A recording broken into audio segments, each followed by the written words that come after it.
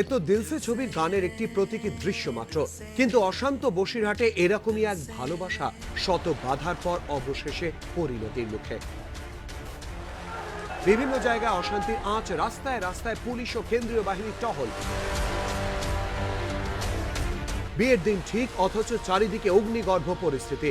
এই পরিস্থিতিতে আতান্তরে পড়ে গিয়েছিলেন মেয়ের বাবা।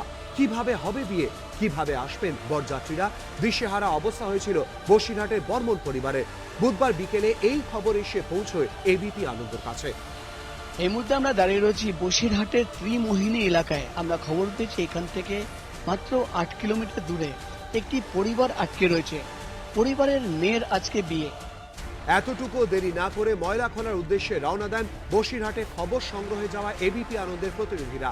8 কিলোমিটার পথ পেরিয়ে আমরা হাজির হই বর্মন বাড়িতে। এবিপি আনন্দর প্রতিনিধিদের দেখতে পেয়ে ছুটে আসেন মেয়ের বাবা, কাকা, এই আশায় যে এবার হয়তো মুশকিল আসান হতে চলেছে।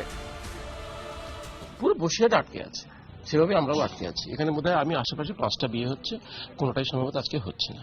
আপনারা না আসলে পুরো ক্যান্সেলই হতো। কিছু পাচ্ছি না, আমাদের যা ছিল সেগুলো যেতে চাইছে না ভয়। কোনো গাড়ি নিয়ে অন্য জায়গায় স্থানান্তরিত করে বিয়ে দেবো সেটাও আপনারা এসছেন বলে আমরা সেই সাহসটুকু পাচ্ছি। কিন্তু এই পরিস্থিতিতে কিভাবে বসবে বিয়ের আসর, কিভাবে নতুন জীবন শুরু করবেন বছর 27 সঙ্গীতা?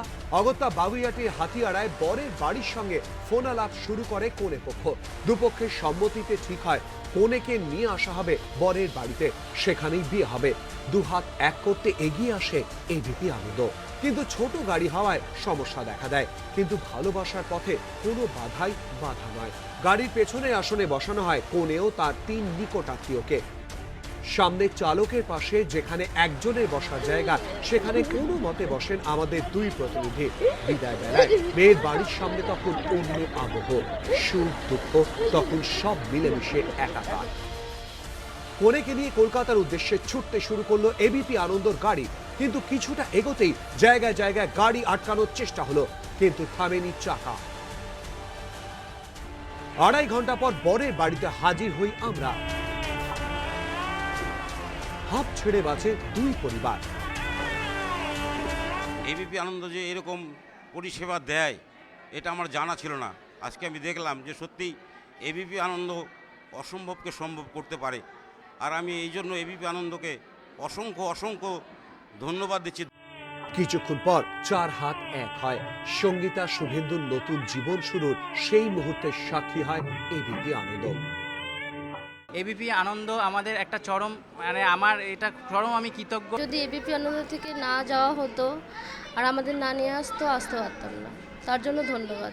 হুমায়ুন আহমেদ লিখেছিলেন, যুদ্ধ এবং প্রেমে কোনো কিছু পরিকল্পনা মতো হয় না। সঙ্গীতা শুভেন্দুর জীবনেও সেরকমটা হয়নি, কিন্তু পরিণতি পেয়েছে তাদের সম্পর্ক। প্রকাশ সিনহা ও পার্থ প্রতিম ঘোষ, এবিপি আনন্দ।